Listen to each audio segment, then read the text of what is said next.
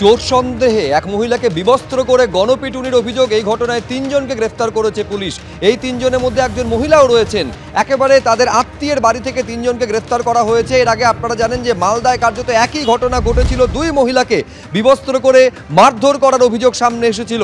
এবার সেই একই ঘটনা ঘটল পূর্ব মেদিনীপুরের পটাশপুরে। 3 জনকে পুলিশ গ্রেফতার করেছে। मीरा सफेद तुरंत खुले, भरपूर झाग दे और इसकी स्मार्ट साइंस दे स्मार्ट केयर और फ्रेशनेस। मेरी चॉइस मेरा सफेद। ঋত্বিক প্রধান আমাদের প্রতিনিধি আরো বিস্তারিত বলবেন এই নিয়ে। ঋত্বিক, দেখো, যেটা হচ্ছে যে পটাশপুর থানায় এই ঘটনা ঘটেছিল কিন্তু রবিবার দিন এবং সোমবার দিন যথারীতি খেজুরি থানায় অভিযোগ দায়ের হয়েছিল এবং এই ঘটনা পরিপ্রেক্ষিতে কিন্তু পটাশপুর থানা তদন্ত শুরু করেছিল এবং সেখান থেকে আজ ওই গ্রামেরই এক আত্মীয়র বাড়ি থেকে এই প্রতিবেশী 3 জনকে গ্রেপ্তার করা হয়। তার মধ্যে এক মহিলা রয়েছে এবং বাকি 2 জন পুরুষ। এদেরকে আজ কাঁথি আদালতে তোলা হয়েছিল পটাশপুর থানার পক্ষ থেকে এবং পুলিশের পক্ষ থেকে বলা হচ্ছে যে ঘটনা সম্পূর্ণ তদন্ত করে এদেরকে এই ঘটনার সঙ্গে যুক্ত সন্দেহে গ্রেপ্তার করা হয়েছে এবং এদেরকে আজ কাঁথি আদালতে পাঠানো হয়েছে পুলিশের তরফ থেকে। ধন্যবাদ ঋত্বিক।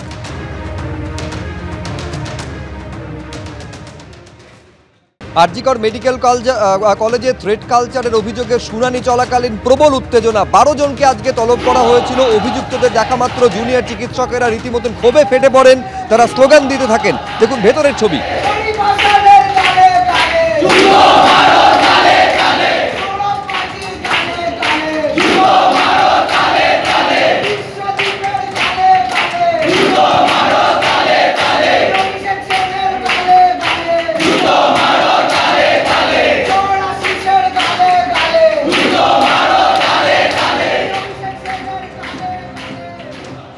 প্রথম থেকেই আরজিকর কাণ্ডকে ধামাচাপা দেওয়ার চেষ্টা হয়েছে। সঞ্জয় গ্রেফতার হয়েছে মানেই জাস্টিস পাওয়া নয়, ষড়যন্ত্রকারীদের গ্রেফতার করতে হবে বলে দাবি সুকান্ত মজুমদারের। প্রথম থেকে ধামাচাপা দেওয়ার একটা চেষ্টা চলেছিল এবং এটাকে সুসাইড বলে দেখানোর সমস্ত রকম চেষ্টা হয়েছিল। সেই জন্য বডি দেখে এসে সিপি একরকম স্টেটমেন্ট দিয়েছিলেন, ডাক্তারবাবুরা বাড়ির লোককে একরকম বলেছিলেন, হসপিটাল কর্তৃপক্ষের তরফ থেকে বাড়ির লোককে মিস ইনফরমেশন দেওয়া হয়েছিল। সেটা সবাই চেষ্টা করেছিলেন। জানতেন তো সবাই যে খুন রেপ অ্যান্ড মার্ডার সবাই জানতেন, ওনাদের তৃণমূলের লোকেরা।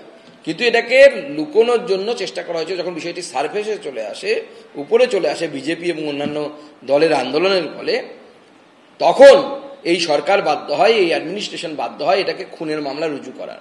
নচেত সমস্ত রকম চেষ্টা ছিল যেটাকে বাইপাস করে বেরিয়ে যাওয়ার। এবং সেই জন্য আমরা বলছি যে এই সঞ্জয় রায় ধরা পড়লো, ফাঁসি হয়ে গেল, এতে জাস্টিস হবে না। জাস্টিস তখনই হবে যারা এই ষড়যন্ত্রের হিস্সা ছিলেন, যারা এই ষড়যন্ত্রের অংশ ছিলেন, তাদের যতক্ষণ না পর্যন্ত শাস্তি হচ্ছে। আর মূল ষড়যন্ত্রকারীর নাম হচ্ছে মাননীয় মুখ্যমন্ত্রী মমতা বন্দ্যোপাধ্যায়। তার পদত্যাগ আমরা সেই জন্য দাবি করছি।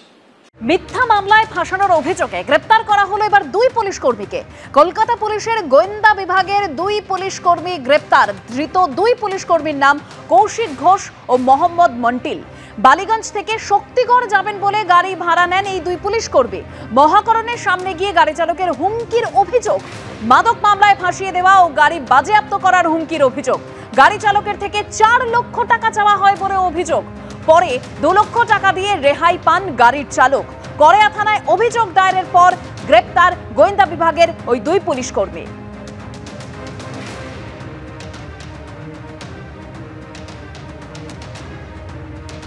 মিথ্যা মামলায় ফাঁসানোর অভিযোগে এবার গ্রেপ্তার করা হলো 2 পুলিশ কর্মীকে। কলকাতা পুলিশের গোয়েন্দা বিভাগের 2 পুলিশ কর্মী গ্রেপ্তার।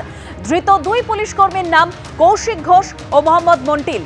বালিগঞ্জ থেকে শক্তিগড় যাবেন বলে গাড়ি ভাড়া নেন ওই 2 পুলিশ কর্মী। মহাকরণের সামনে গিয়ে গাড়ির চালককে হুমকির অভিযোগ। মাদক মামলায় ফাঁসিয়ে দেওয়া ও গাড়ি বাজেয়াপ্ত করার হুমকির অভিযোগ রয়েছে ওই 2 পুলিশ কর্মীর বিরুদ্ধে। গাড়ি চালকের থেকে 4 লক্ষ টাকা চাওয়া হয় বলেও অভিযোগ। এমনকি পরে 2 লক্ষ টাকা দিয়ে রেহাই পান সেই গাড়ির চালক। করেয়া থানায় অভিযোগ দায়ের করেন ওই গাড়ির চালক এবং তারপরই গ্রেপ্তার করা হয় গোয়েন্দা বিভাগের ওই 2 পুলিশ কর্মীকে।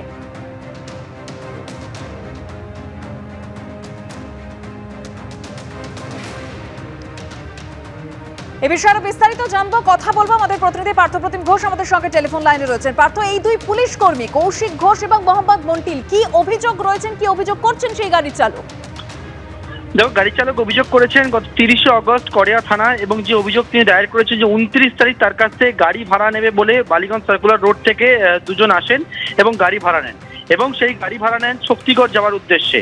এবং এর পরবর্তীকালে মহাকরণের সামনে তাদের গাড়ি নিয়ে যায় এবং মহাকরণের ভেতরে তারা দুজনে বলে যে অফিসিয়াল কিছু কাজ আছে, সেই কাজ করতে যাচ্ছেন, ভেতরে যান এবং তারা বেরিয়ে এসে নিজেদেরকে পরিচয় দেয় সরকারি আধিকারিক বলে, এবং বলে যে গাড়ি চালকের যেটা অভিযোগ, যে গাড়ি চালককে বলেন যে মাদক মামলায় তাকে ফাঁসিয়ে দেওয়া হবে, তিনি মাদকের ব্যবসা করেন। গাড়ি চালক অস্বীকার করেন, এমনকি বলা হয় যে তার গাড়িটাকেও কিন্তু বাজেয়াপ্ত করা হবে। এবং এই বিষয়ে গাড়ি চালক যখন অস্বীকার করে যে কাজ করে না, কিন্তু তাকে বলা হয় যে তাকে অ্যারেস্ট পর্যন্ত করা হবে, এবং এরপর তাকে গাড়ি চালক ভয় পান এবং তার কাছ থেকে 4 লক্ষ টাকা দাবি করেন যে গোটা বিষয়টাকে তারা দেখে নেবেন। 4 লক্ষ টাকা দাবি করেন। এর পরবর্তীকালে গাড়ি চালক তার আত্মীয় পরিজনদের সঙ্গে যোগাযোগ করার পর সেই গাড়ি নিয়ে প্রথমে রেড রোডে যায় এবং তারা পার্ক স্ট্রিটে যায় এবং সেখান থেকে 1,95,000 টাকা তাদেরকে কাছ থেকে হাতিয়ে নেয়। এর পরবর্তীকালে কিন্তু তিনি কড়িয়া থানায় অভিযোগ দায়ের করেন এবং কড়িয়া থানা পুলিশ গতকালকে দুজনকে গ্রেপ্তার করেছে। দুজনেই কিন্তু গোয়েন্দা বিভাগে, কলকাতা পুলিশের গোয়েন্দা বিভাগে কর্মরত কৌশিক ঘোষ এবং মোহাম্মদ মন্টিল, এবং সেই দুজনকে পুলিশের পরবর্তীকালে গ্রেপ্তার করেছে এবং তাদেরকে আদালতে পেশ করে ইতিমধ্যে জেল হেফাজত হয়েছে।